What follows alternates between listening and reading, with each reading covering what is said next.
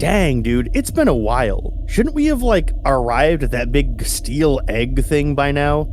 It feels like our ship is snagged by one of those paste pot Pete traps. You know those. Look, dude, I'm flying the ship as fast as I can. Who do you think I am? Quicksilver, founding member of the Brotherhood of Evil Mutants? Dude, Quicksilver runs fast. He doesn't fly through space fast. Duh. Nerd. A better reference would be Silver Surfer. Get it? Okay. Nice one, Coolerbot. All right. Got his ass. Shoot. Okay. Guys, I just figured out why we're flying so slowly. I left the space parking brake on. Oh, you.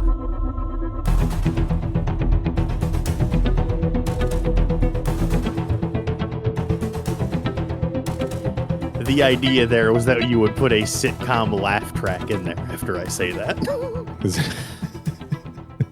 We'll see. I don't want this show to descend into MK PodQuest levels of soundboard idiocy. I did always kind of want to have a soundboard on the show, but on the other hand, though, it feels like we're talking about stuff that's a little too serious to be like a kind of thing. Yeah, I know. Not a lot of silliness going on in this universe. That's true. Welcome to Crew Expendable. I am Hero, who was trapped in one of Franklin Richards' pocket universes, but has been returned to the main timeline, Hallstrom. And I am big Miles Morales in this comic book fan, Rohrbacher. Hell yeah. And we are back. We're back. That's true. What up? How's it going, all the listeners out there listening to this episode? How is it going? We're back. And I know what you guys are thinking. Aliens versus Avengers 4. They said they were going to start reading Aliens Steel Egg. What the hey? It's been weeks. How long does it take these guys to read a book? Well, guys, we read half of it. We already recorded half of it. It's true. I didn't edit it yet. That's also true. Look, we're not gonna get into this. I've been transitioning medicines, and hey, good news is it's going really well for me. My health, things are looking up. That's all good news. It has been an exhausting transition, and I've also been really, really, really, really, really busy at work, which has not been helping the exhaustion. So, and then Aliens versus Avengers number 4 came out, and I was like, hey, let's cross that off the list. Let's jump back into things with that and update people on what's been going on a little bit. Indeed. So here we are. Aliens versus Avengers issue 4. Alien Steel Egg part 1 coming next episode. I turned into Simpsons comic book guy. Episode. Aliens versus... Oh, Jesus Christ. No edits. Aliens Steel Egg episode 1 coming next time. I promise. For now. Aliens versus Steel Egg. Is that what I said? I'm leaving it in. No, you said aliens versus and then corrected yourself. And I was like, you should have just went on. Aliens versus Steel Egg. That's what it's called now. Neil versus the book title Aliens Steel Egg coming next episode. I promise. Right. For now, we're going to finish off Aliens versus Avengers with issue number 4, written by Jonathan Hickman, with art by Isad Ribic, colors by Yves Fortuna, letters by Corey Petit, and a cover by Isad Ribic. Mm-hmm. Yeah. Finally, right? Finally. A delayed issue, I believe. Yeah, I think it was supposed to originally come out like 2 or 3 months ago. Yeah, something like that. But hey, for the second time in this series, we're doing this in a relatively timely manner. So that's cool, right? Mm-hmm. Came out last week as of this recording, and I am planning on dropping this in the feed immediately. So expect a loosey-goosey one, everybody. Mm-hmm. We are reading this live as we record. We're not reading it to you. You guys know the drill. This is our last one of these for the foreseeable future.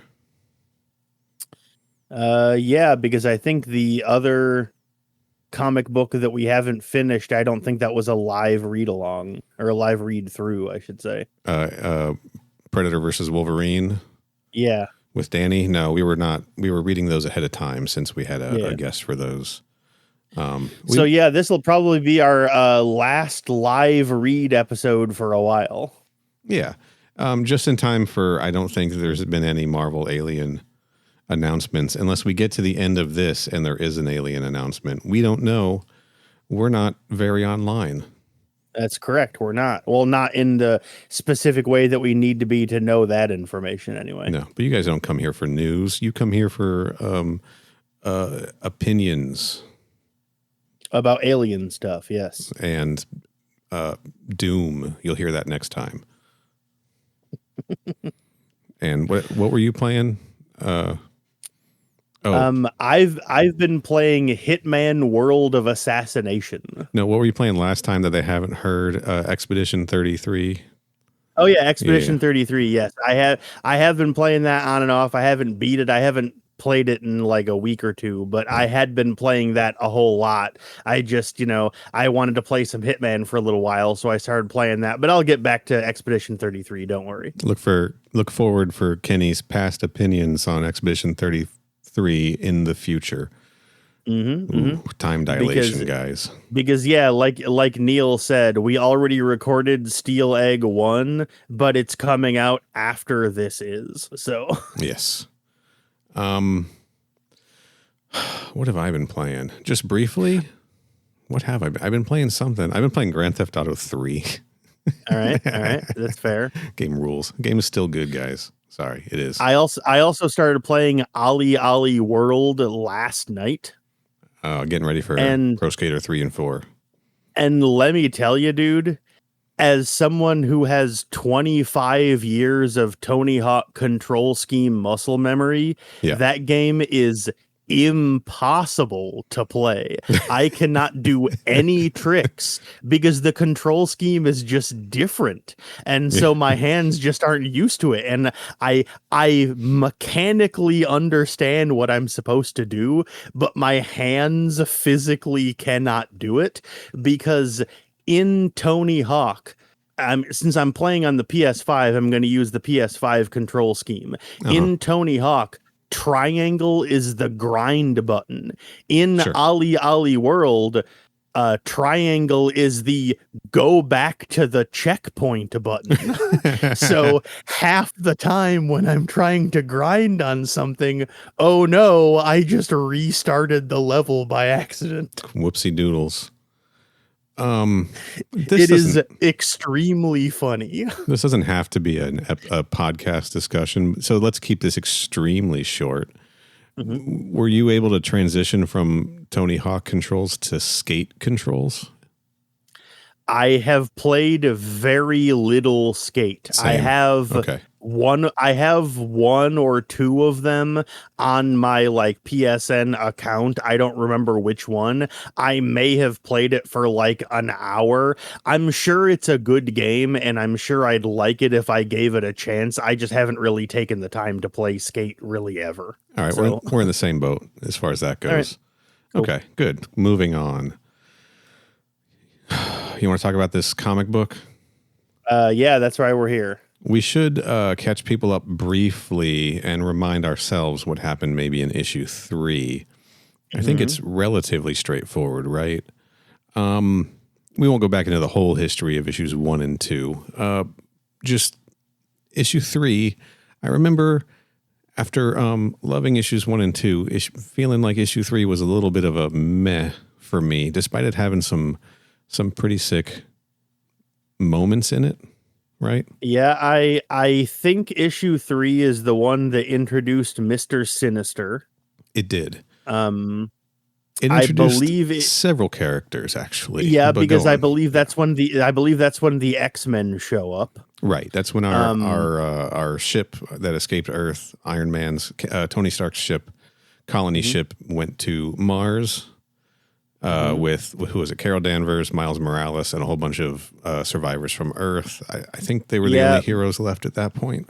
Yep, because Cap showed up with a bunch more people, and Bruce stayed behind to help him fight off the xenomorph so the people could get by. Right. And so Bruce isn't there anymore. Valeria already died in issue 1. Yes. Yeah, we watched and Valeria so- die. We presumably watched Captain America and Bruce Banner eat it as well. And so, and in issue 3, Tony dies. So of the original team, Miles and Carol are the only ones left. But like I said, they meet up with the X-Men. And I remember Logan is there. And I want to say, was it Magic or was it Armor? Armor is there. Armor is there, okay. Oh, and Black Panther is still floating around with his son somewhere. Yes. And was it the end of issue 3 was the cliffhanger where Black Panther's ship came back? Yes. Okay. So Armor is there. Okay, so basically in issue 3, they land on Mars. Nobody's really there to welcome them. They find Mr. Sinister has listeners, for the record, the reason they landed on Mars is because that's where all of the X-Men have exiled themselves to. Yes. They find where Mr. Sinister has kind of done Mr. Sinister stuff and replicated himself a whole bunch and is carrying classic Mr. Sinister, yep. Carrying xenomorph embryos inside himself so he can walk amongst the xenomorphs. Yep, because he's like using his cloned bodies as like incubators, yeah. Right. I think. And God, it's that such sounds right. There's so many wild things that happen in issue 3. He has guns that fire face huggers, which he fires at the colonists. Yeah, I believe we specifically refer to them as t-shirt launchers. Yes. That's basically what they are. Yeah. Yeah. Yes. And he like kills basically all of the colonists that showed up on the colony ship. Yes. And also kills. Oh, and then in a big xenomorph battle, we lose Iron Man. We lose we lose track of Miles Morales. We believe he's dead, but we're not sure. It is implied he's dead because we don't see him again for the rest of the issue, and he is not on the cover of issue 4, but that doesn't mean he's dead. I will point out, though, however, that we did see Tony Stark's body, but he got killed off screen. So the fact that we don't see Miles Morales doesn't necessarily mean that he'll be surprisingly still alive, because they have already killed other characters off screen. So. Right. And Carol got like knocked out during that battle, which I thought was kind of a cheesy like excuse to miss that battle, right? Yep. Yeah, it was one of those lame like old school transitions where like they don't know how to get a character from one scene to the next, so they just knock them out and then they just wake up in the next place. Yeah. So she wakes up with the only surviving X-Men members, which are and she wakes up with her face bandaged because she got acid burned to the face. Mm-hmm. So the remaining X-Men members are Emma Frost, Armor,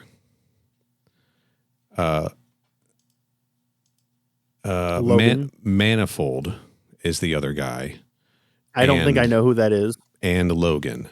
Yeah. So this brings me to a point. I think we did a little bit of a disservice last week, and I think our reading the issue live betrayed us a little bit. You know how I have had this complaint? I'll call it a complaint. As much of a Jonathan Hickman fan as I am, I've made this point where I don't think he's an accessible reader, I don't think he's a very accessible writer for readers who maybe aren't like have a deep familiarity with all corners of the Marvel universe. Mm-hmm. Well, I don't think we were very accessible to listeners who maybe don't have a deep familiarity with the Marvel universe and maybe don't know who a bunch of these fucking characters are. For instance, I know who Mr. Sinister is very much. Yes. But that does not mean that every single person out there listening knows who Mr. Sinister is, because this isn't an X-Men podcast. For example, Nathaniel Essex, right? That's his name? It sure is. I didn't know that name. I didn't know that was Mr. Sinister back when his name cropped up in Predator versus Wolverine issue 1 or 2, and it was you and Danny who told me that. Mm-hmm. So we're just reading along and we're like, oh shit, Mr. Sinister's here and he's doing Mr. Sinister stuff. I bet some people listening to that were like, the fuck does that mean? Yeah. Right. What the fuck is a Mr. Sinister? Yeah. Yeah. So maybe we should just run through these remaining characters a little bit, even though I'm willing to bet a bunch of them are going to die within a few pages of this final issue. And further evidence to support how that's a good idea. How you mentioned Manifold is here. I literally have no idea who that is. I had never heard of that character before or seen him until we read issue 3. I have no idea if he's just like an obscure old character or if he was introduced in a more recent run than when I stopped reading X-Men. So he's either really new or really old, but I've literally never heard before. So yeah, so I've got the Marvel wiki open here. all right. Now we didn't do this early because I think it's safe to assume that, we did talk about Valeria Richards back in issue 1. I think it's safe to assume that most people are just familiar through, I don't know, cultural osmosis or watching the Marvel movies or watching trailers for the Marvel movies. People are pretty familiar with your, Incredible Hulk, Iron Man, Captain America, Spider-Man, Miles Morales, etc. Basically, right? the characters that are in this comic that are in the MCU, I didn't bother explaining who they were because I assume that most people will probably at least vaguely know who they are. Yeah, Black Panther's had a movie. Miles Morales has had a movie. Wolverine's had 10 movies. He sure has. I don't know. I don't know if 10 is accurate, but It's not, but he's had a lot. Emma Frost has been in a movie or two. You pointed out she was in X-Men Origins, Wolverine briefly. She's also in X-Men First Class, but I think we should start with her. She's maybe the one that people are a little about. Of all of the lower tier characters that appear in this comic, she's probably the most high profile. Yeah. Because in case anyone out there plays Marvel Rivals, she recently got added to it. So yeah, and she's a big name if you're an X-Men fan. That's about it. We'll just and I'm not going to run through biographies here necessarily. Emma's a telepath, right? She's a telepath. Yep, she can harden her skin to like diamond level, like hardness, essentially, which is why she's like similarly to how Colossus can, she can do a similar type of thing, but rather than metal, her skin turns into crystal. Yes. She can just really fuck with people's heads. She can shield her own head from being messed with by other telepaths and things. She had some relationships going on with Cyclops when Jean Grey went missing. There's still some shenanigans been going on with them, I think, from time to time, particularly in the Grant Morrison new X-Men run, with which Jean Grey was not present for. Yeah, she was a bad guy turned good guy, essentially, right? That's true. That's Yeah. very true. Yeah. And she's still got like, I'll call them anti-hero qualities, right? She's not like the goodest of the good guys. That's very true. Yes. Yeah. She is not. That's kind of She enough also, about her. I also recently discovered that she kind of has, when I say a thing, I don't mean a romantic thing, but she has some kind of complicated relationship with our boy Steve Rogers. Okay. Because I recently found out that anytime he needs her help, he summons her by telepathically saying to her the word "mommy," and then she shows up. And the reason it worked that way is because the first time he met her, his literal first thought was, "Wow, she looks just like my mom." And Holy shit. so she was like, "That's interesting." And so they kind of developed a weird friendship based on that. Was this part of the Joss Whedon Astonishing X-Men run? I bet it was. I don't know where it was from or who wrote it, because I saw about it talked online. I didn't read the issues themselves. Wild. Yeah, I'm not familiar with that at all. I found that out like a week ago, and it really made me laugh. Jesus. For those interested, she was born in Boston, Massachusetts. And her first appearance was in X-Men number 129 in October 1979. So that was the Claremont run, right? Yeah. Man, yeah, it was. Just imagine, picture Emma Frost in your head and then give her that Boston accent, baby. Right. Give her that Boston accent. Yeah. Do it, cowards. All right. Yeah. So that's Emma. Okay. Mm-hmm. Let's talk about Mr. Sinister here. Let's keep it brief if we can. He's definitely a bad guy from the X-Men. If I remember correctly, unless I'm confusing them with someone else, he's like a Jackal style genetic tinker kind of guy. Yeah, he's obsessed with, I think, genetic sort of and manipulation.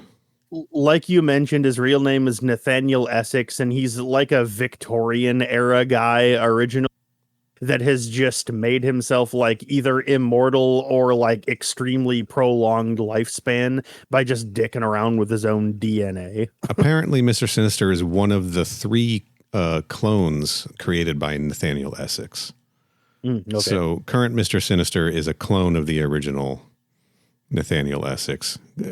Part I did not know. All right. Wrap your heads around that, guys. You probably didn't know because it probably doesn't fucking matter, guys. I mean, it probably doesn't, because like Mr. Sinister, like cloning is kind of his whole thing. So yeah, of course he's a clone of the original. Literally, like making clones is literally like the idea of the character. Like that's what he does. So yeah, he can clone himself. He can shapeshift a bit, right? Mm-hmm. He sure can. Oh, that's interesting. What if Tony Stark's not dead and that's a shapeshifted Mr. Sinister, huh? Could be. He can reduce himself into a semi-liquid state or harden his body like living armor. Oh, okay. He can go T-1000 mode if he wanted to, sort of. That's correct. Yeah, he can control every molecule of his body, apparently. And he has superhuman strength and durability. He has telepathy, mind control, telekinesis. His list goes on and on. Plus, he's a genius and a genius-level geneticist. He sure is. Skilled mechanical engineer, as demonstrated by building guns that fire face-huggers, etc. I haven't read Age of Apocalypse. I'm not going to assume that you have. He was one of the horsemen, wasn't he? I believe he was a horseman at one point. Yes. Yeah. I'm pretty sure he was. I believe he's also. This is also something you and Danny pointed out to me, that there is in fact a character known as X-Man. There is Nate Gray. Nate Gray. And Mr. Sinister was involved in the creation of Nate Gray, or in giving Nate Gray his powers, something like that. I'm not surprised about that. I don't really know very much about X-Men, but I'm not surprised to hear that. Yes. I've been reading the Onslaught saga. I've kind of drifted away from it a bit. Obviously, Mr. Sinister's present in that. So is Nate Gray. Everybody is. In fact, my designation was a reference to the Onslaught saga. So, yeah, I don't know. That's Mr. Sinister. Just a fucking weirdo. And there was that joke last issue about one of the clones saying to the others that all they do is monologue when the main one was monologuing. Yeah, dude. All he does is monologue. Every page he's on is just full of text. Yep, that's what he does. Yep. Also, I know that listeners will not be able to, see this because it is an image that I'm sending you. Okay. So you won't be able, listeners won't be able to see it. But I wanted to send this to you because this is the image I think of every time I think of Mr. Sinister, how you said that he can like control all of his molecules and like turn himself into like partially liquid state and stuff. Uh-huh. This is an image of one time when he got shot by Cyclops's eye beam. Oh shit. This image is what I think of every time, where like he's connected by one little strand on the side of his waist and the rest of his abdomen is just completely blown out and he's just standing there like, get fucked, Scott. Hell yeah. Like every time Mr. Sinister comes up, that is the image I think of. Yeah, it is. That's pretty rad. He's cool. I like him. Mr. I don't know much about him, but he's a fun guy. It's a very, very fun character that, I've been getting familiar with. He's a blast when he pops up. Yeah, I don't know if you're still doing it, but weren't you reading X-Men there for a while? I am still slowly. I started at the beginning of the Claremont run. All right. Those they're I'm not gonna lie, early on there, a bit of a slog. I like a slog though. It's not a complaint. Okay. But that's fair. So I'm working through those, but I'm working through so many books right now. Are you just doing X-Men or are you doing every X-Men comic? I am. Okay. Wow. All right. So I've jumped all around. Okay. The thing that really got me engaged was I read Grant Morrison's New X-Men, which is, I think, a really good and bad jumping on point. Really good because it's incredible and, can be self-contained if you allow yourself to just absorb what's there. But obviously it references a lot of things and follows some pretty major events. But the story it's telling itself is, good. And Grant Morrison is a tremendous writer. That's true. So from They there, sure I've been expanding out from there, and that's what made me start going back. Like I started reading the Onslaught series. I dabbled with the Joss Whedon Astonishing X-Men run, which I'm going to say it really is not good, and was a follow up to Grant Morrison's New X-Men, which makes it even worse by comparison. I've talked on next week's episode about how I've dabbled with Mark Millar's Ultimate X-Men stuff because it's just like cartoony slop, and it's not very good. I got you. But that was the most X-Men I had read prior to this. I read that as it was ongoing, back in the day. That's fair. And I went back to not the beginning. I had read old original like Stan Lee, Jack Kirby X-Men stuff long ago, but I jumped on board with the Claremont run with Giant Size X-Men #1 or whatever it was, and started reading from there. And I'm only about 10 or 11 issues because I'm trying to read the Dark Phoenix saga, but that is a long saga, right? It sure is. Sure the hell is. But so that's an ongoing project. But I'm engaged with the X books right now. But cool. but all the old stuff basically. I got you. So yeah, anyway, that's Mr. Sinister. Who did you want to talk about next? All right, let's talk about our other survivors here. Let's talk about somebody I had no idea, never heard of in my life before. Eden Fessy, a.k.a. Manifold. Yes, let's. Yeah. An Indigenous Australian who enjoys rock music. The protege of Gateway, another character I have no idea.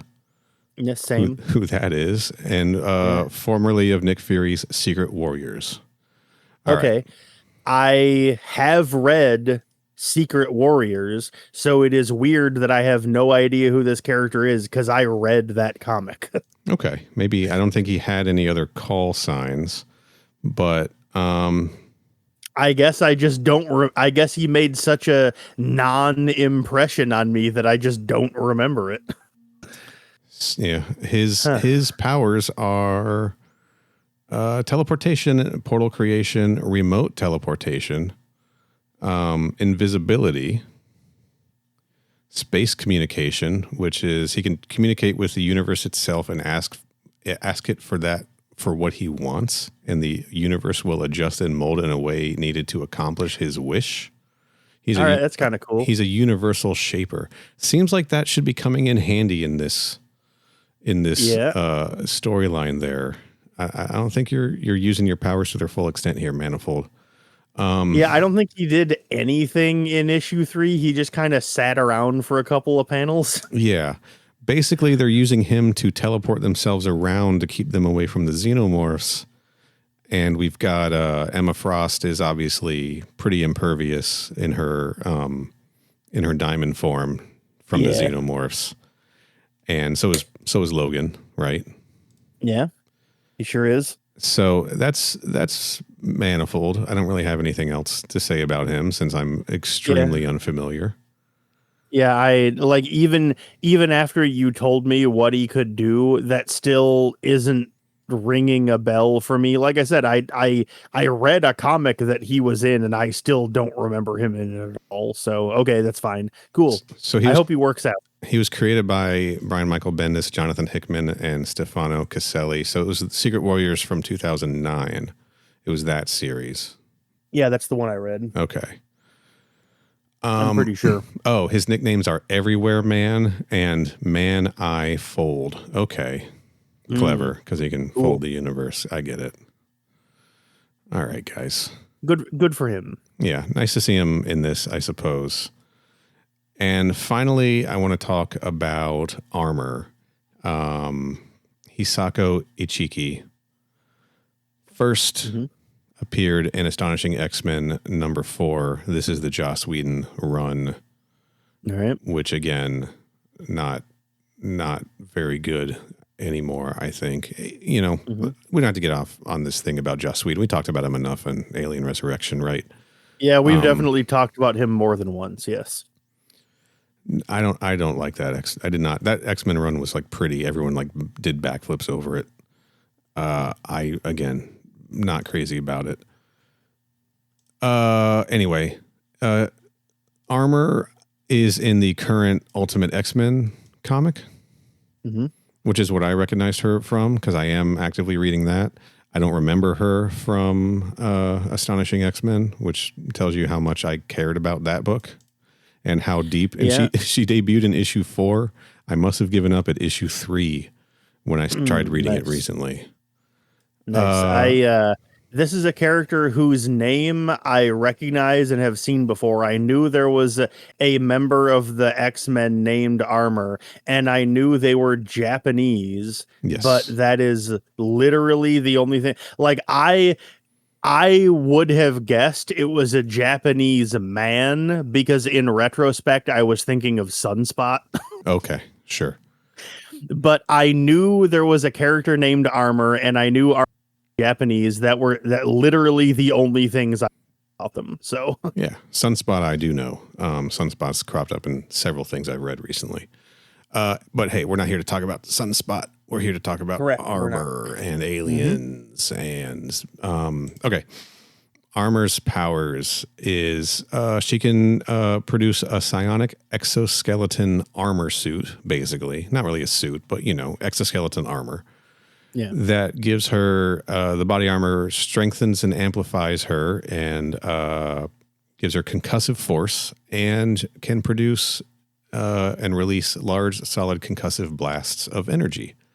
It's also super durable and basically invulnerable, which is why she can survive xenomorph attacks as well. Although she is, the armor is not, can't block adamantium. All right. Because adamantium's got all those cool special powers, right? So basically, she can mentally conjure herself an Iron Man suit. More or less, yeah. I don't know if it can fly. I think she got to stay feet on the ground, but yeah. But that's the gist, though. That's the basic idea. Yeah, she can. Her body armor. Her name is Armor because she can make armor. Fair enough. Yeah. Very clever. Thank you, Joss Whedon. Yep, super clever guy. That guy. Just nothing but great ideas. I mean, I've gone on record before that I've never liked anything he's ever made. So I what else do I really have to say? You know, I'm a huge Buffy fan. Everybody, the cast and all of the other writers made that show good. There, I said it. You sure did. I'm not one. Yeah, I'll just say it. I'm not one to be like, separate the art from the artist, because I think that the art always represents what the person is deep down. There's always some of that in there, and you can definitely see it in something like Buffy, because there's a lot of problematic shit in there that has crept in and that you really notice nowadays, especially. It's, I don't know, it's still a good show. I don't think I've ever seen 1 second of Buffy. So yeah, it ain't perfect, but yeah. And I don't want to sell. Fair enough. I don't want to sell short the work of all of the other people who worked on that show and made that show good. Well, they're bringing it back. So I also don't want to sell short Ron Perlman's performance in Alien Resurrection. Of course, saved that film, made it perfect. That's made it the best one in the series. Him and the guy who played Bryce. Dominique Pignon. Who were you expecting? Santa Claus.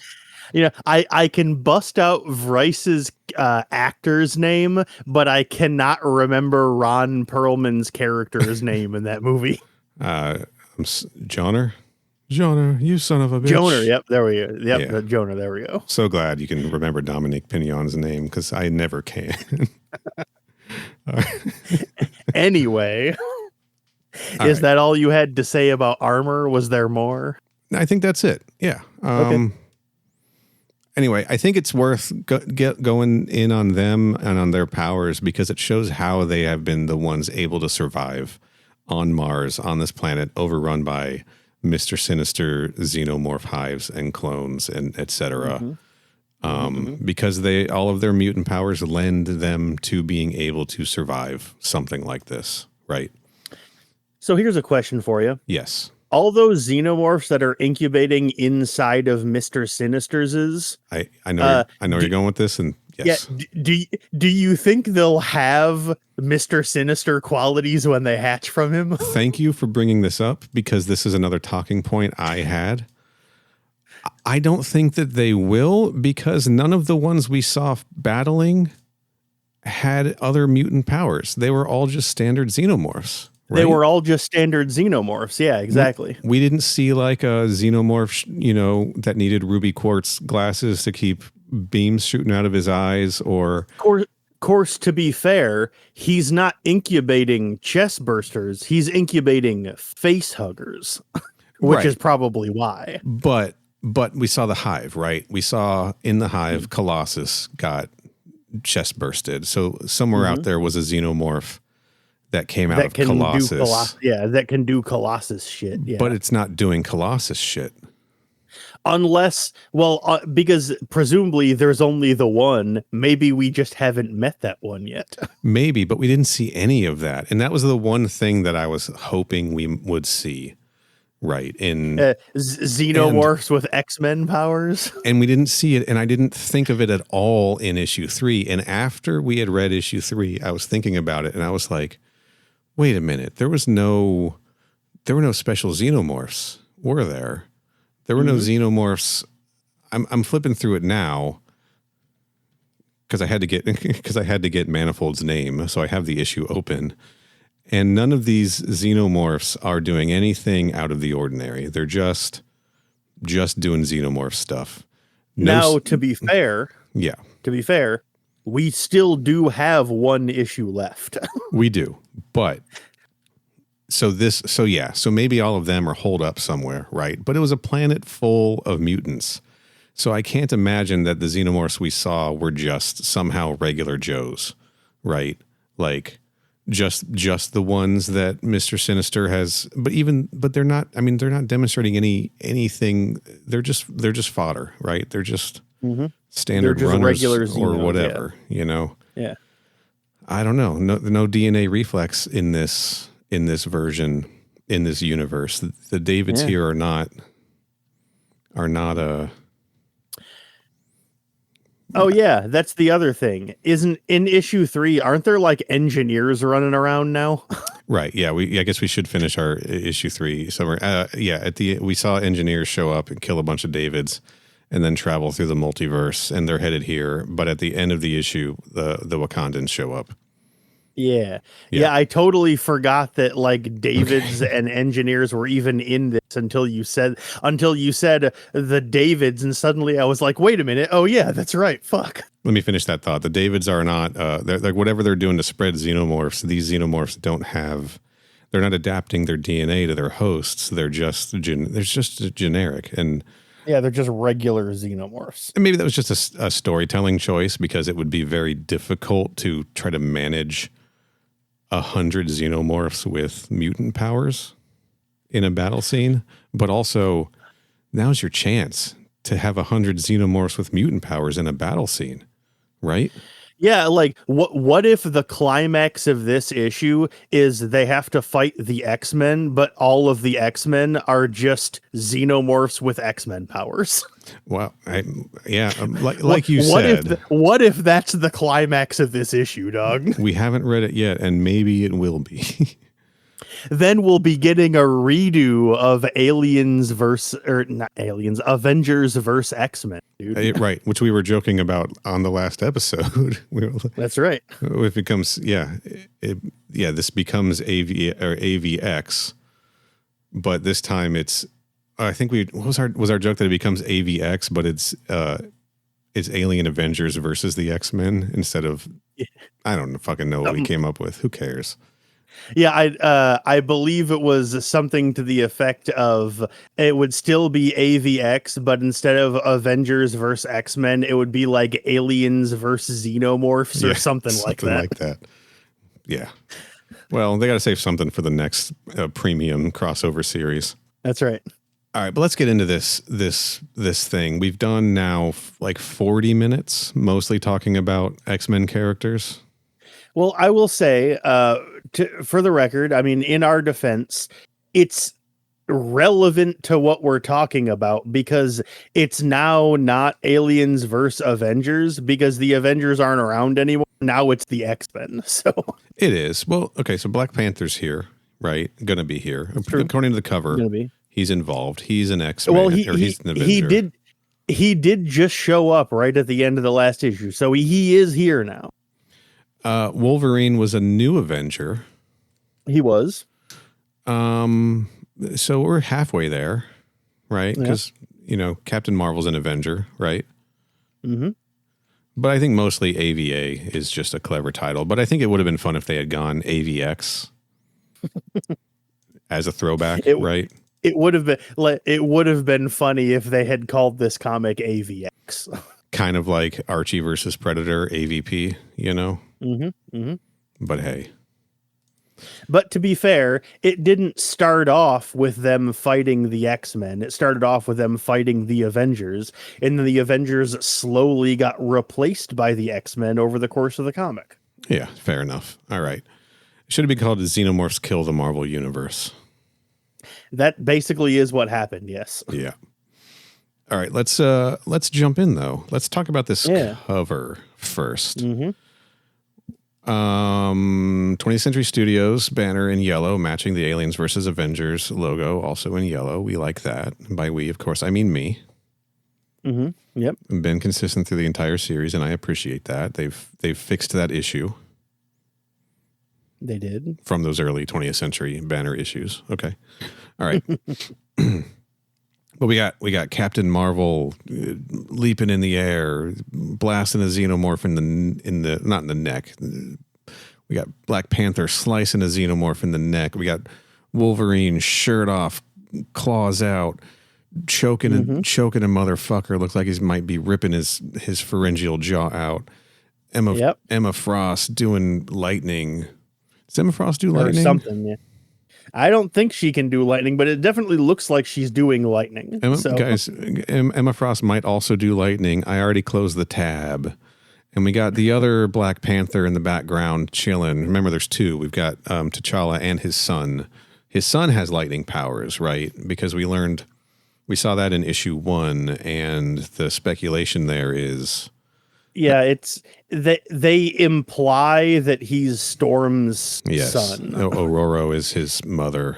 I don't think they ever explicitly state that, but it's implied. Yeah. Yeah, I think again, our friend Danny pointed that out to us after issue 1 came out. Pretty slick little detail. Yeah, I definitely didn't notice that and I didn't find that out, but he's where I got that information from, and I was like, Yeah, youtube.com/@nextissuepodcast.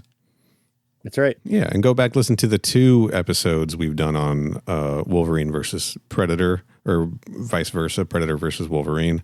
And we're going to finish that series soon, too. I swear. Yeah, we'll get around to it. Don't worry. Yeah, we're going to do that book first and some other stuff. All right. Pretty sick cover. Okay. No Miles Morales. No Miles, that's correct. No, and another detail, everybody, Miles has the symbiote, if you forgot.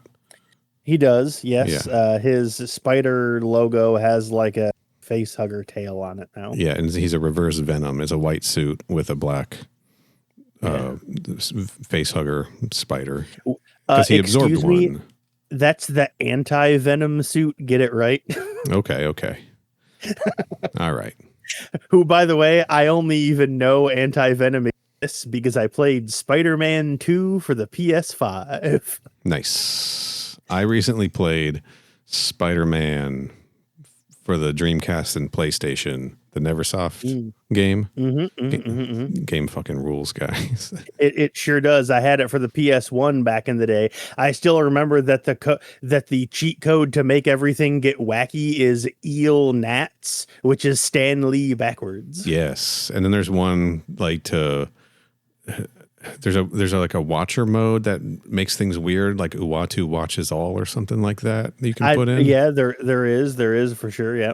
It's a good, whatever. It's a good fun Spider-Man game that is also hard as balls. It sure is. I only ever managed to beat it once, and I remember being genuinely surprised at the reveal of who the final boss is. I was like, "Whoa, that's kind of cool." Spoiler alert: it's Doc Ock with the Carnage symbiote. That is correct. Yes. Yeah, it's rad. All right. Let's do what we're here for. We are not a Marvel Comics. Well, we kind of are, but we're an alien podcast first. I would say right now we are a Marvel comic podcast. So. Yeah. All right. Aliens versus Avengers #4 by Hickman, Ribic, and Sforcina. Let's go. All right. We start off at Bar Sinister, and there is a Mr. Sinister summoning a whole horde of Xenos to him.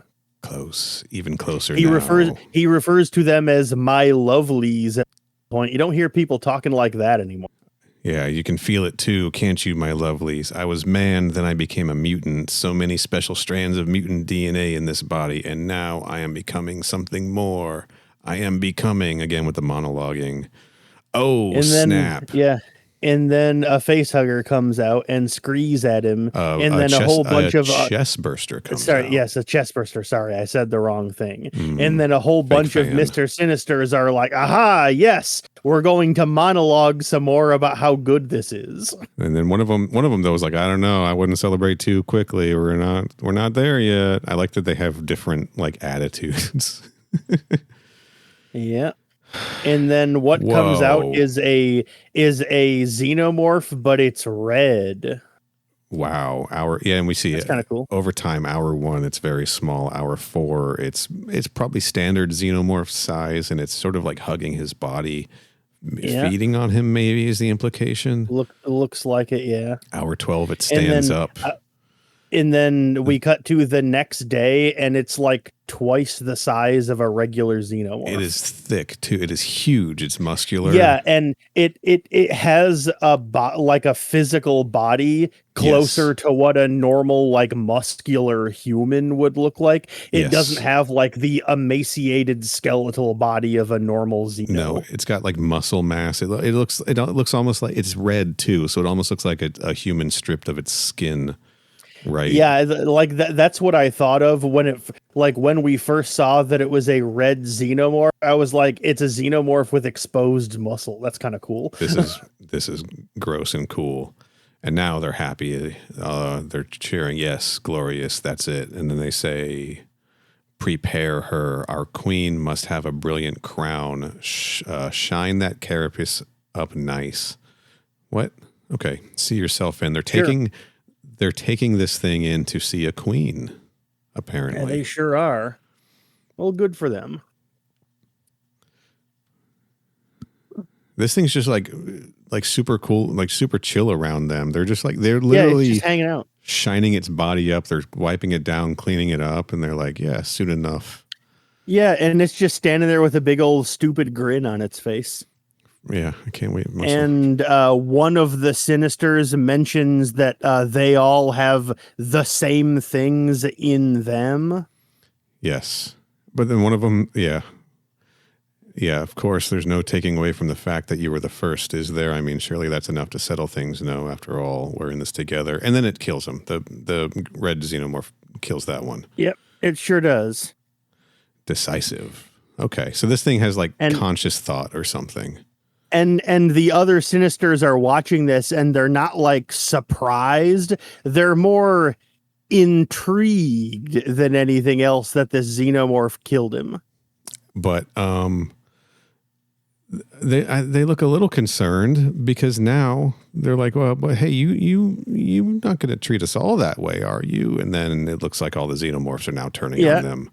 And then the xenomorphs are all turning on them, I'm guessing. And then it has a close-up of the big red one smiling with a very human-looking mouth, which leads me to believe that it's some kind of leader or can control them in some way. I think we've just named it as well, Big Red. Yeah, there we go. Good call. All right, so now we get the title page. Mm-hmm. I do want to read, if I can, here. Yeah, we get the. No, I'm not going to read it. We get the little blurb about the engineers' ancient race, the xenomorphs, and the synthetic David unleashed all over the multiverse. Blah blah blah. Mr. Sinister used the xenomorphs to race the planet Mars, leaving only Emma Frost, Armor, Manifold, and Wolverine alive. After Sinister's latest attacks, the mutant survivors rescued a badly injured Carol Danvers, while Tony was killed and Miles escaped. Okay. Which they didn't necessarily imply that, I would say, in the last issue. He's just kind of gone. Yes. They don't say whether it's because he got killed or whether it's because he escaped. So all hope seemed gone until the unexpected arrival of the Wakandan fleet. Mm-hmm. That's the little blurb on the title page here. I like these title pages. Anyway, so now I guess we're going to learn about Wakanda. Yeah, we cut back to Wakanda. Seemingly before they became a spacefaring race, it looks like. Sons and daughters of that secret Terran country became the first starfaring humans, the product of a space program that no one knew existed until it appeared, fully realized and ascendant. So the Wakandans just secretly decided, we're going to become space people. And they did, and it worked. And they did, bam. None expected them to settle in a fertile, unclaimed arm of the spiral galaxy that kissed the edge of a dying nebula. Yep. So they land on another planet. They create what's described here as a sprawling galactic empire.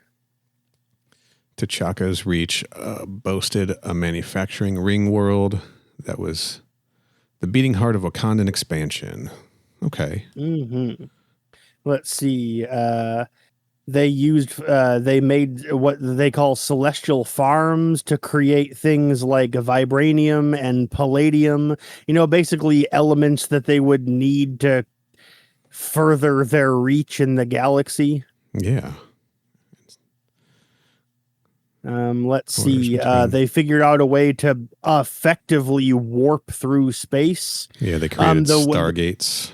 Yeah, the specific way it's described here is corridors between worlds that eliminated the need for interstellar travel. So yeah, like you said, a Stargate, basically. They were the linchpin of Wakandan life, and they were the key to Wakanda's death. And we see a man on the ground and a chest burster explode. One guy lying on the ground as a chest burster comes out of him. And they point out, now that everything's connected by Stargates, once something shows up in one, it is immediately able to spread everywhere those Stargates go. Oops. Yep. The xenomorph plague spread across the entirety of Wakandan space. Haha, whoops. My bad. One world became two, two became four. Four brought on the fall of the empire. Also, that shot of where the caption says 1 became 2, 2 became 4. Yes. I love the sunglasses on the dude on the right. Yeah, dude. It's just like a panel of yellow glass sitting on his nose. They're like pince nez and don't even have arms. Great look.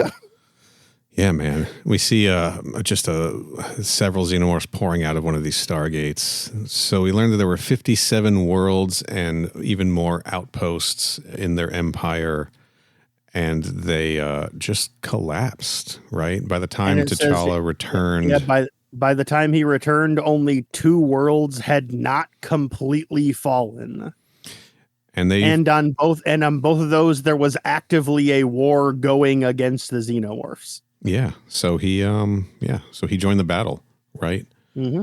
He sure did. Fight engaged, and an unwinnable war began and ended. Not in a wave of Wayland parasites. Instead, the end of Wakanda was engineered. And when they say it was engineered, we see an engineer. We do. Pretty clever. The end of Wakanda was engineered. But we should have a sound. If we had a soundboard. I'm not doing it. I don't have it set up. That's fine. Let's see. Apparently these engineers have been, like you said, they've been bouncing around between the multiverse, basically cleansing the xenomorphs from the universes that they come across. Whoa. So they're opening microscopic black holes that last picoseconds that just erase the infected world from existence, and that's it. So they just pop in, they just blink the infected world out of existence, and they move on. Yeah, pretty much. That's kind of cool. The godlike race of engineers has done godlike things. Wow. Erasing entire cultures. Yeah. That is what they were doing. So... Okay, so now we see the Panthers like on the ground pointing up at that double juggernaut that's in the air above them, right? And they go and attack they take them out. They send their fleet. They managed to, yep. They send their fleet after the double. They take them down, and holy shit, we see a bloodied engineer on the ground, and we see him with his sword like about to like chop his head off. Yeah, for sure. This engineer definitely got his head cut off. That's for sure. Engineers taken out by Wakandans. This is rad. Yeah. So, and then, okay, go ahead. So I just want to flash back a little. Issue 1. This must be how they found out about the Davids, right? The Davids that had escaped into this world from these engineers. So what we saw the engineers in issue 3 turn on and kill some of the Davids and then start multiverse hopping to try to fix their mistake. We thought, they've cleared out the Davids, but that they hadn't completely cleared them out at that point, right? Apparently not. Okay. Shit, that's what it seems like anyway. But now back to Mars and our survivors. And we see this really funny picture of Carol and Logan and Emma and Armor and Manifold, whose real names I don't remember. And they're like drawn moderately well, but they're standing directly in front of Tony Stark's body, and he's only just barely sketched in, even though he's only like 5 feet behind them. Yeah, maybe they don't have any respect for Iron Man either. Anyway, they're looking up as a Wakandan ship arrives in space. Yes. Yeah. All right. And the Black Panthers are down on the ground. Yep. This is T'Challa, right? Yes. The old man is That's T'Challa. okay. Yeah. Yeah. Okay. Yeah. T'Challa, sees Tony, who he's been friends with for decades, and he admits that the Empire has fallen. Yep. Same fate as every other victim of this insanity. And now he's holographically showing them, or one of their soldiers is showing them the David and the engineer. A hologram of a David and engineer. Yeah. Yes, creator and creation driven to destroy each other. And that these universes are just sort of trapped in between all of this, right? It's interesting. Mm-hmm. Yeah, they're just fighting each other, and the multiverse is in the way, basically. Yeah. No clear winner. Huh. And all right, one of the guards notices, as he says, multiple contacts, many contacts, and as he points it out, there is a whole bunch of xenomorphs swarming towards them. And with the one with Big Red standing right in the middle, guarding over. Big Red towering over all of they look like babies compared to him. And so T'Challa orders them to open fire, which they do, both from the guards and seemingly from the actual Wakandan ship itself, just trying to take them out. And he's like, we should move to the ship, nuke the entire site from orbit. Oh, shit. Hell yeah. Kenny, I don't know if you know this. It's the only way to be sure. Let's see. And Logan even calls him Big Red. The Big Red one. Hard not to notice the symbol on his head. Sinister. I saw that dot. Yeah. So he's got because Mr. Sinister has like a diamond jewel embedded on his forehead. I'm scrolling back because I didn't really notice it. So if we scroll back to where we saw him. Yeah, I had, like, when we were looking at Big Red earlier, I didn't notice that on his forehead. Okay, he does. But he does have maybe it. I just didn't see it. Okay, I mean, I believe it. I just didn't see it. I didn't notice. We don't see him straight on with it. Well, we see him in profile. Oh, we see him straight on and he doesn't have it once, but he has it enough times that it's been there the whole time. Okay. All right, let me get back to where we are. All right. Yeah. Yep. They're just like, so now Emma's gone diamond form and she's like, we can't run from that. We gotta take them out. Right. Yeah. We're not running from Sinister anymore. And then Logan's asking Wakanda if, like, can you cover us so we can take out the Queen? I like how Logan's like, he turns to T'Challa and he's like, can you cover us? Emma's impervious in her diamond form and nothing can pierce armored shields. And T'Challa's like, what about you? And he goes, I'll fucking figure something out. Don't worry about me. I'll find a way. Right. I'll find a way. That's what he sounds like. That's right. That's probably, what if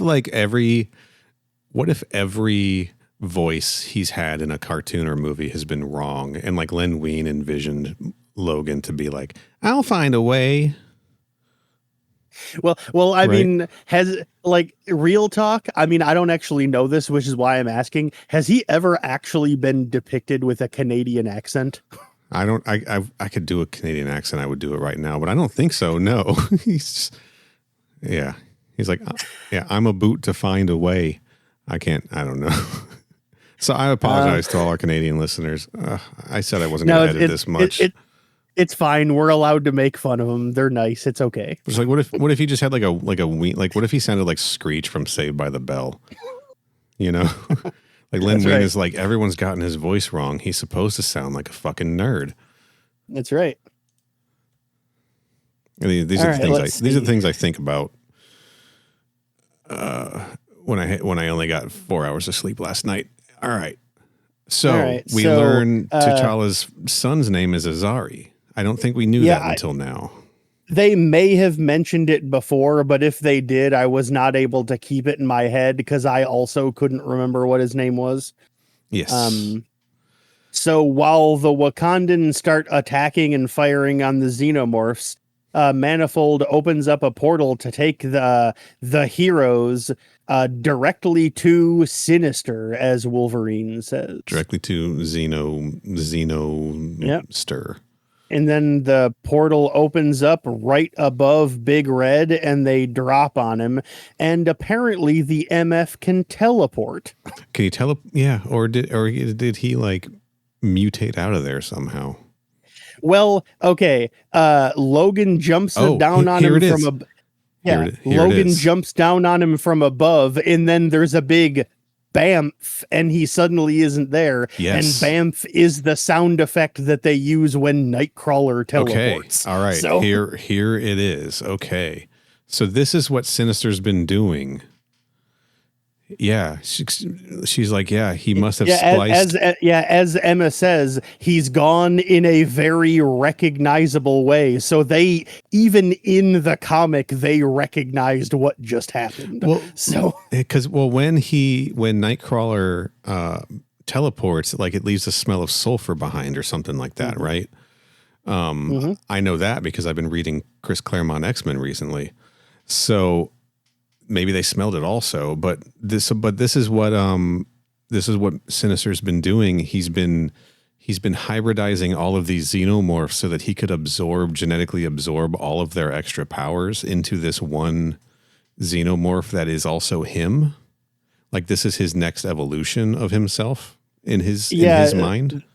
The way Emma describes it is he must have spliced other mutants' abilities into his DNA. So, like, the various Mr. Sinisters have X-Men DNA just in them genetically, so that when Big Red was born, he seemingly has the abilities of all X-Men. Of all of these X-Men, yeah. He's basically Super Skrull, but for the X-Men rather than the Fantastic Four. This is okay. This suddenly got cool, and now we know why they weren't showing all these. Maybe the Xenomorphs had all these powers. They were just too dumb to know how to use them or something. I don't know, man. But anyway. He suddenly bamfs, Big Red suddenly bamfs onto the roof of a nearby building, and Wolverine's like, what the fuck? And runs after him. I'm going for it. And we see him slices up a bunch of xenomorphs on the way. Getting acid burned along the way. He's just sizzling and he's leaping up there after him. And bam, he's gone again, dude. What did you think was going to happen? I love the question mark over his head. Look at the, he's, It's nice. It's a good look. Wow. All right. Meanwhile, Armor's wrecking shit up. Yep, she sure is. Until Big Red teleports inside of Armor's armor and kills her. Jesus. Holy shit. All right, that I gotta admit, that's clever. That is fucking, yeah. And then I did not see that coming. That's actually clever. Damn, dude. She's like talking about she's being overwhelmed. And then bam, he's in there. She smells him. Look at that. Bam, she smells, there's a sniff. She smells him. She probably smells that sulfur. And then Emma's like, oh no. He grabs her from behind, drives his jaw through her back of her neck, skull. And then we see the armor suit crumbling as he walks away, and he like looks over at Logan and smiles, and Logan is just like laying like bloody on that. Yeah, he is extremely badly fucked up. Wall. And meanwhile, Emma is getting completely overrun by xenomorphs. Damn. Shit. And they failed. T'Challa is like, well, they're dead, so we gotta go. And Carol's like, absolutely not. I shouldn't have run the first time, and I'm not running anymore. I think she's talking about back on Earth specifically. So she basically activates her limit break. Do what you can for your people and whoever else makes it, and cover your eyes. and she fully plans on sacrificing herself in a massive explosion to kill all of them. This is the thing with a big zzz sound effect. Yeah, she's planning on going nuclear like she said she would do on Earth when instead she was talked into escaping, right? And so she's doing it here instead. And they all get blasted away, except the red one is still alive. Yeah, we see the Panthers. They're like, did it work? And we see the battlefield. All of them are charred, and he just sort of gets up. Yep. And so T'Challa orders everyone to fall back. Yeah, they keep firing on Big Red as they're making their retreat. They ask Manifold for a portal, but oh shit, Big Red's behind him. Yeah, he's right behind him. And then we cut to yesterday, and it cuts to Iron Man still alive. Yesterday, Manifold signature in the disturbance. I think Carol got away. We should probably follow her lead, Spider-Man. This is an abrupt cut. Ugh. Yeah, like I said, it smash cuts to yesterday when Iron Man and Spider-Man are fighting the Xenomorphs. And let's see. He basically activates his repulsor array to give them some room. It should clear the area and give us room to. Yeah. As he's doing that, Iron Man takes a xenomorph tail through the chest from behind. This is why he counts down, firing in 3, 2, stab. He should have just fired, but he fired anyway. Yeah, he fired. It went off anyway, and Miles is still alive, but Tony knows he's going to die. Yeah, and so Iron Man, Tony basically tells the symbiote on Miles's suit to, do you know what you need to do? And the symbiote's like, yes, I do. I like this. He's like, do you know what you need to do? And Miles says, what do you mean? He says, I wasn't talking to you. And then it peels off of Miles's body and enters Tony's corpse. Now. And then it cuts back and Miles is there, and Miles is standing next to what looks to be a massive hulking xenomorph with a venom symbiote. So this is the xenomorph that popped out of Tony Stark. This is where that was all leading to. Got it. Saw there was a ruckus going on. Looks like we were almost too late. Yes, us. And it is a xenomorph symbiote, and we know that symbiote trumps xenomorph. So we already do. Yes, that is correct. Symbiote is in control. It can. Yeah, the symbiote can just absorb. The way they describe it is it can absorb other parasites, is how it was explained earlier on in the comic. Yes, look at this. And so the Xeno symbiote sees the red one and goes, oh boy, let's go. Yeah. Panther's like, you are too late. They're on us. It's the big one that's the problem. Nothing we've done can stop it. I like this in this panel, Miles like riding on the symbiote xenomorph, he sure like on his shoulder. He sure is. On his shoulder, yeah. The red one, fun. Yeah, let us try. Bam. Miles is up in the air. Yeah, the two of them get into a big fight, and then he finds out it can teleport. The red one puts his arm through the Venom's chest. Yes. And then basically just looks like he pulls his way entirely through his body, splitting him in half. Is that what it looks like? The symbiote peels off of him and starts absorbing itself onto Big Red, and then fucking tears through his body from the inside, breaking him into pieces. This is so fucking rad. Wow. That kicks ass. The symbiote just.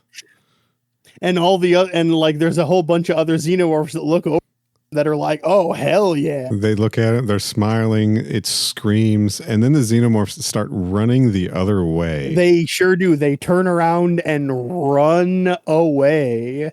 And Emma describes him, says that he is now the alpha of the entire species. Yeah, that's certainly one way to sort things out. And now Miles is like, okay, so now what? And then it smash cuts to 1 month later, and we see a whole bunch of Wakandan ships flying around. Look at this in their fucking the control. He's just chilling. He's just chilling. He's got his leg up. He's leaning. He's kicked back. Hell yeah, man! Incredible. I love this guy. All our dreams have. Yeah, there is. The universe is broken. Nothing new can ever grow again. And they're looking at some biological displays about them.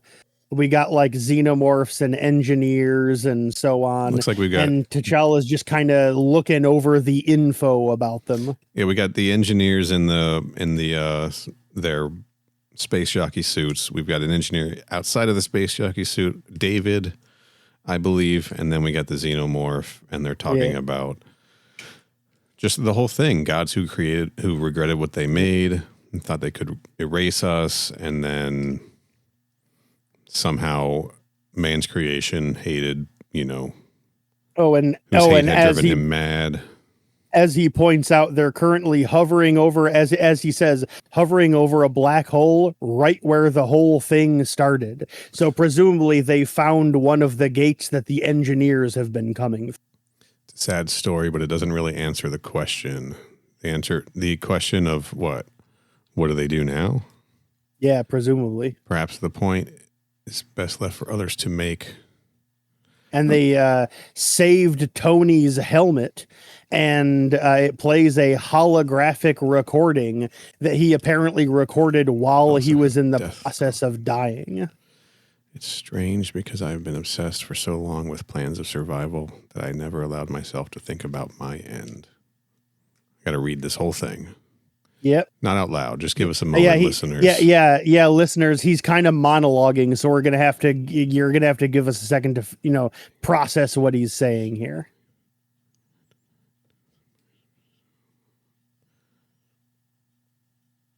Yeah, he's just kind of monologuing about creation and life and death and all that, and how he never planned for his own death. And and then he tells them to avenge our fallen brothers, basically telling the group of people that's here looking, he's basically promotes them, you're the Avengers. Yes. Avenge all of our fallen brothers and sisters, avenge all our fallen worlds, and if you don't mind too much, avenge me. And I guess they're going to chuck his helmet into the black hole. And they don't show that. I'm just guessing that's what they're going to do. We get the end over a big panel of the ships flying into the black hole. Yeah. And then that's how it ends. One final panel where they say they're going to take the fight straight to Wayland-Yutani. They're not really doing that. It ends in that same way of them going, all right, and the adventure continues, baby. Look at the previous page. The xenomorph symbiote with the big grin is just so... Mm-hmm. It's very funny. I love it. It's great. So, maybe I read it too fast and didn't understand the mechanics of this, but, why did the symbiote need to enter Tony's body for this to work? I think because it was a hatchling that they could get, basically. So is the implication that Venom Xeno there, is Tony's corpse inside of that thing? No, Tony's corpse is not inside of that thing. That thing is just... this just gave them access to an unmodified sort of young like a chest burster, like a xenomorph before it had matured, that it could latch onto and sort of manipulate, I guess, or gain control of easier. You know what I mean? Like So it was Tony- just easy so access, I think. So Tony had one in him. Yeah, Tony must have had one in him. Okay, 'cause- so when we saw his corpse and the chest burster hole was blown out through his chest, that wasn't a xenomorph killing him. That was this Venom Xeno coming out of him.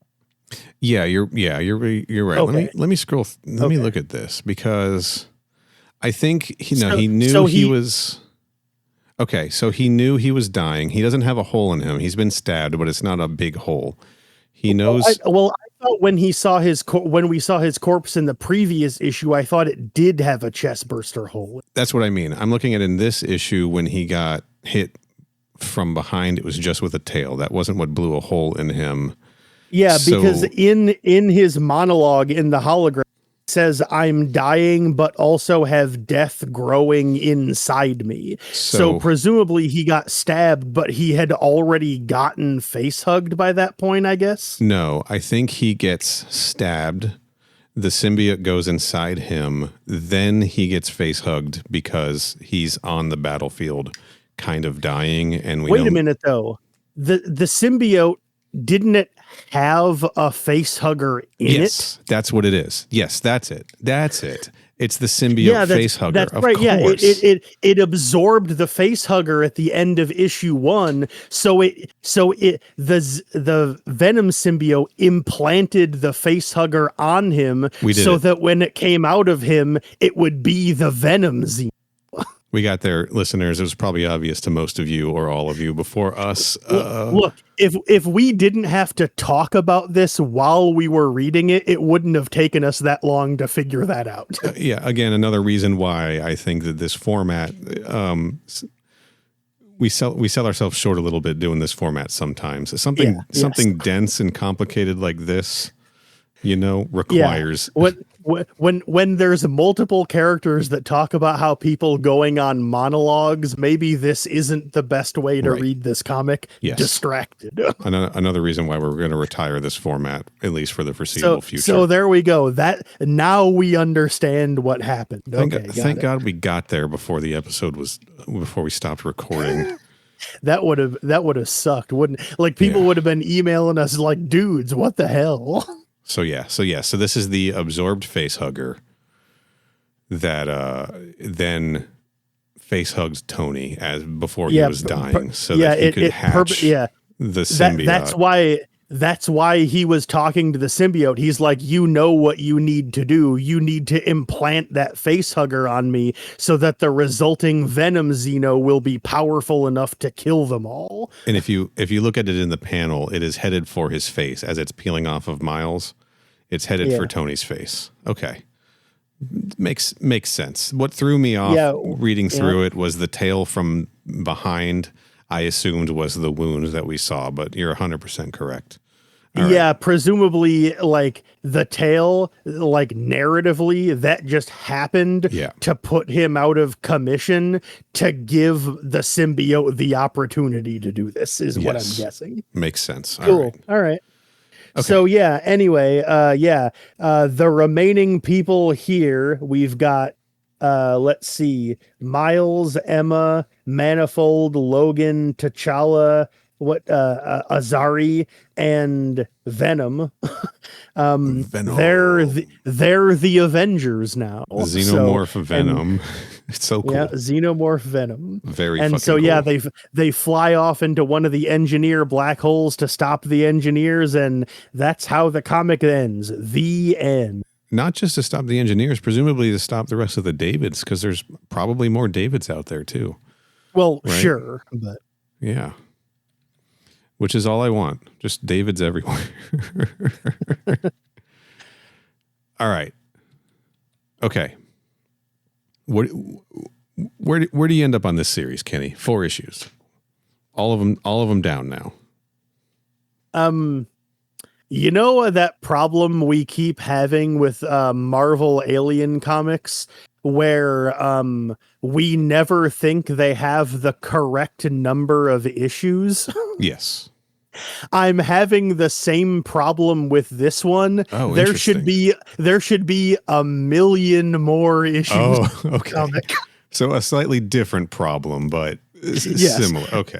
It's the same problem in that it doesn't have the correct number of issues, but in this case, there isn't enough. Give us more, baby. I want more of this fucking comic. You want more. This was a 44-page issue, too. This was a long one, which I was hoping for because the last one felt a little short. You know, it did. I'm not going to lie, man. I have a feeling we're going to see an AVA 2. I hope so. Because from what I've been able to tell, a lot of people seem to really like this comic, and it leaves off with a really fun cliffhanger that it's not just like, oh, where are we going to go to get more story out of this? Right. They leave you telling you exactly what the next part of the story would be, and everyone seems to like it. I'm pretty sure they're going to do another one. Yeah. I left issue 3 not feeling great about it. Remember, I think I said, and it was a 4-issue series, and I was like, you know, this might be the point where I decide I'm just going to wait and get the trade. Yeah. That would have been a more meaningful statement had this been like a 6-issue series as opposed to a 4-issue series, right? I mean, you know, with 1 issue left, I would have just grabbed the 4th issue, guys. But this, I have to walk that back completely. The only thing that felt a little, no, not even that. This fixed every single issue I had with issue 3. You know, I understand now the reason why Captain Marvel went down but didn't die is because Tony Stark fired off that huge concussive blast, right? Wiped everything out. That's how she was able to survive. Bam. That's not a problem for me anymore. Your one of your main complaints of issue 3 was that Tony Stark just kind of died off screen without any fanfare, and now we have a multi-page arc dedicated to precisely and exactly what happened to him. Yeah, I was a fool.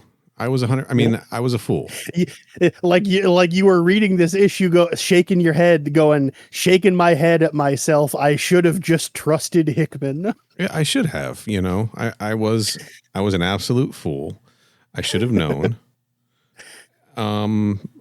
Anything negative I said in the last episode, which I was not super negative about. There were just little things that bugged me that I was like, I don't understand why this is happening, and I don't know that I like that. I don't feel like this issue is giving me much. And the reason it wasn't giving me much was because they wanted this issue to pay off 10 times, right?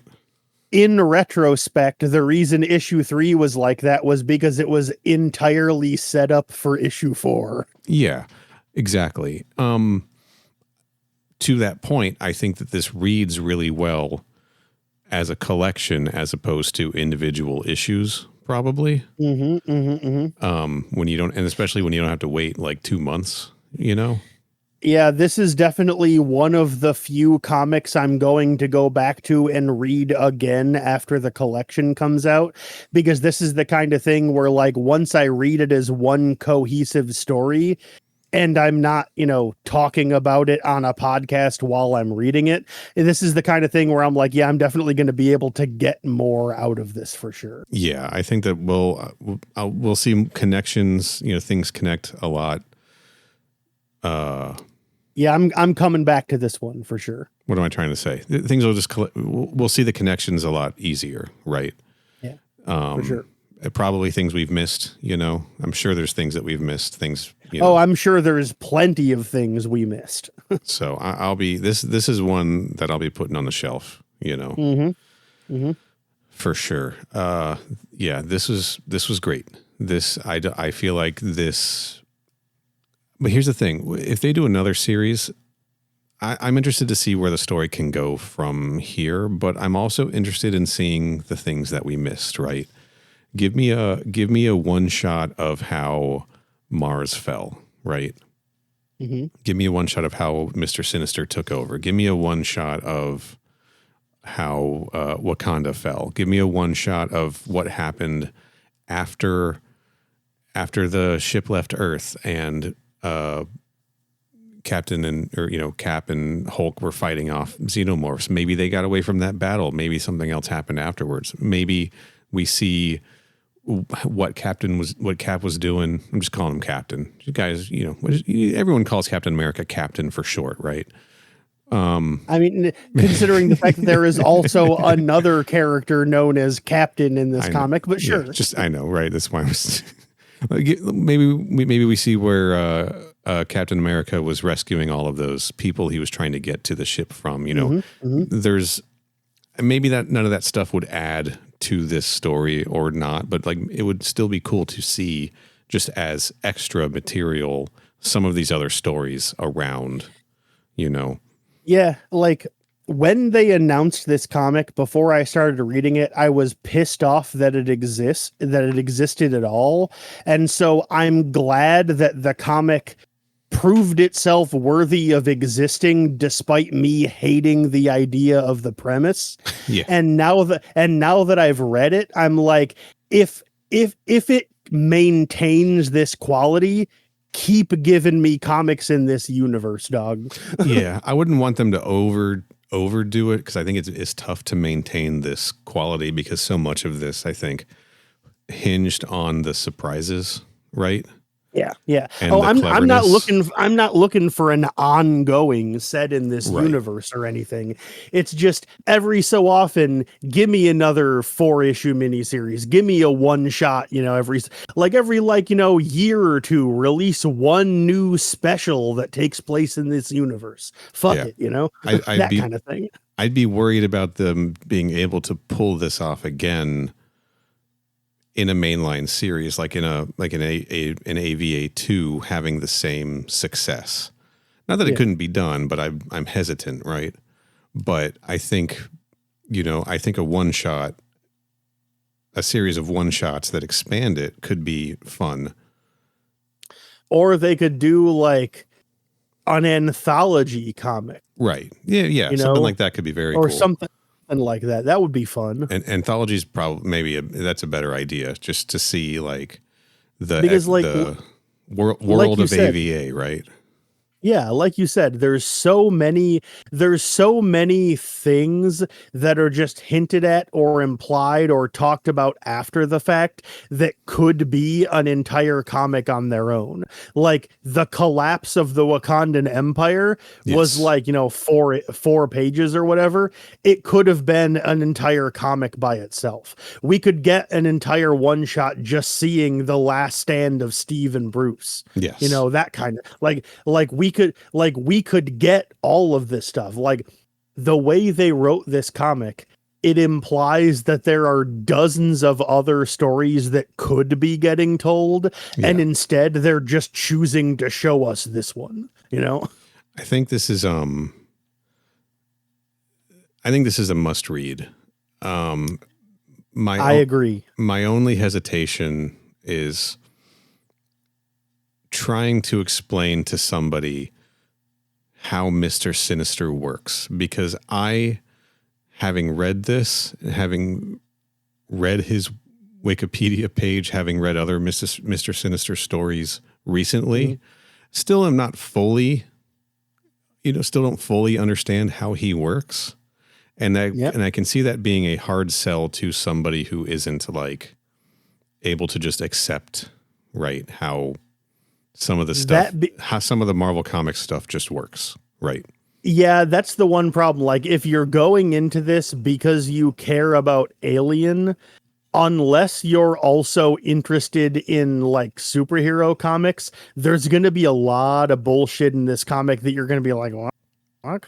Yeah, you got to kind of, I don't know. I hate to say, you got to do a little studying because that sucks, right? That sucks a little bit, but it made for a really compelling story. I don't know. I think it's worth it though. I mean, I'm going to go on record right now. This is the best comic book we've read so far for this show. Really? I do think that, yes, this is absolutely, like, without a doubt, no question, my favorite comic book we have read for this show. Better than Aliens Easily. Aftermath, the one with the Like- glow in the dark xenomorph. I like that guy. I thought he was fun, but yes, this is way better than that. This is the best one I think we've read also. Absolutely. Like, honestly. I mean, this is easily and by a wide margin the best comic book we've read, and it's probably like in the top 5 things we've covered on the show. Okay. I love that the Verheiden series. I genuinely do. This is my favorite of the comics that we've done. I don't know where I'm ranking it. It's top 5. Yeah. It's definitely not number 1 because number 1 is Alien. Sure. Yeah. Number 1 is Alien.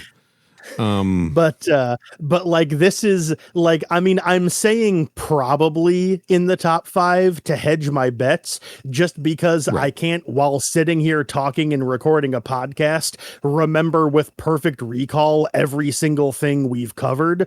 But like nothing else is really jumping out at me that when I'm thinking, it's like, what have we covered on the show that is better than this? Like full stop, no discussion, better than this. Nothing else other than Alien is immediately jumping to mind. There's the Romulus prequel comic. And there's bro, you missed your chance. Covenant Origins, hello. Okay. You missed your chance to bring it up. I But did. like, yeah, like nothing else. I blew it just in an attempt to piss off Tom. Fuck. Nothing else is really jumping out at me off the top of my head. So even though it's likely definitely in the top 5, I'm going to say probably just to hedge my bets in case I forgot stuff that I really liked. But this comic is really, really good. This is good. This is, yeah. We've all we're going to do if we keep talking about this is gush about it. But yeah, we're just going to keep repeating how good it is over and over. So listeners, if somehow you haven't read it, take our advice and go read it. It is worth it. extremely well plotted. We've spoiled the hell out of it. It's worth I mean, I can't imagine anybody listened to this. If anybody listened to this and hadn't read it, I don't think they had any intention to read it. But if you've listened to this and you are now thinking like, oh, it sounds pretty good, I should read it. There's plenty. You're going to get plenty out of it by reading it yourself, even though we've spoiled it rotten here. Yeah, you're going to be fine. I mean, you might know what the plot beats are, but that's not the only thing you're getting out of reading a comic book, so it's fine. There is, and the plot beats. I mean, it's the way that the story is structured and told. Like it's worth it. Like you can read the summary, you can hear the summary, but unless you're like actually witnessing it unfold, you're not getting the full experience. Obviously. Yeah, like no one who has ever read the Wikipedia article for a movie can claim that they've seen the movie. This is the same thing. Yes. You might know the plot of what happens, but that does not mean you are familiar with reading the comic. Yes. And and talk your friends into reading it too. Just do it. And also that picture of Venom Xeno lounging, kicking back and chilling. Is there any way you can use that for the episode art? I'm not going to because it's too much of a spoiler.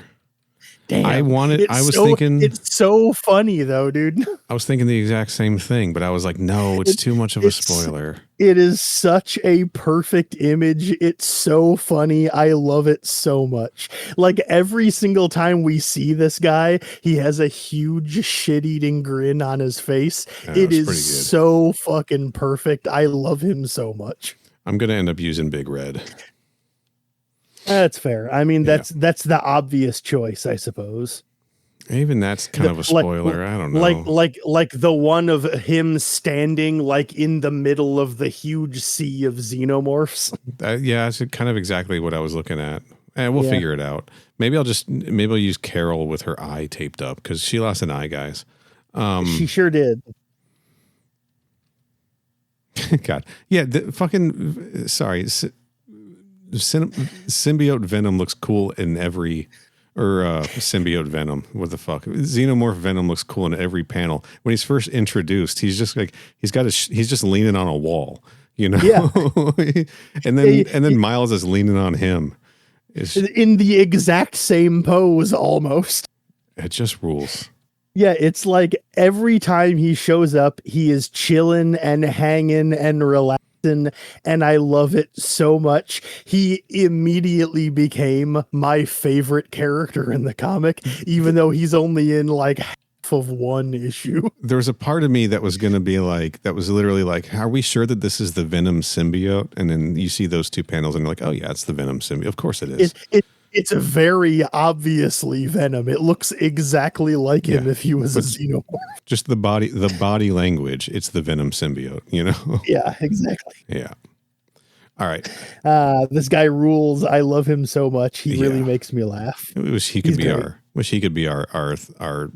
sidekick on the USCSS podcast, but no, we're stuck with fucking Cooler Bot. Yeah, that loser nerd. Yeah. All right. I think we should wrap it up. What do you think? The only other thing I think is that it's very funny that Manifold is a member of the Avengers now. Yeah. The Earth's greatest superhero team has some guy neither of us had ever heard of before reading this comic. Conveniently co-created by the writer of this book also. Whoa, what are the chances? Holy shit. You know, because there are no other mutants who can create portals, I'm sure. Yeah, there aren't three others that I can think of off the top of my head at all. No, that's correct. Well, hey, Manifold, maybe Manifold's due. Right. Yeah, it's fine. Since I don't know anything about him, I can't say he's a bad choice. I just don't really know anything about him. So, you know, I don't know enough about him to say he doesn't deserve to be here. So, but yeah, my final thoughts are this comic rules and I liked it and I had a great time reading it. Same.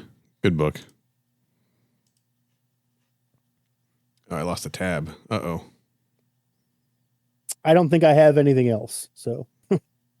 Sorry, let me write.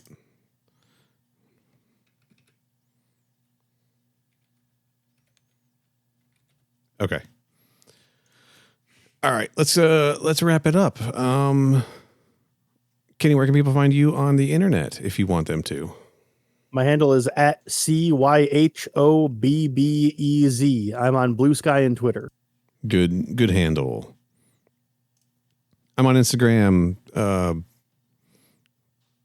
Threads, Blue Sky, kind of. At Final Neil, NEAL. Kenny, where can people find the show? Our Twitter account is at Crew Expendapod. If you DM or message the Twitter account, you'll be talking to me because Neil doesn't have a Twitter account anymore. Our Blue Sky is at Crew Expendable. Our Instagram and Threads is at Crew Expendable Pod. If you message the Instagram, you'll be talking to Neil because I don't have an Instagram. Our website is crewexpendable.net. You can send us an email that either of us will get at mother@crewexpendable.net. And our YouTube page is youtube.com/@crewexpendable. And since I plugged it on the following episode, but since that's not coming out yet, go check out our YouTube page. Our friend Tom, you all know Tom.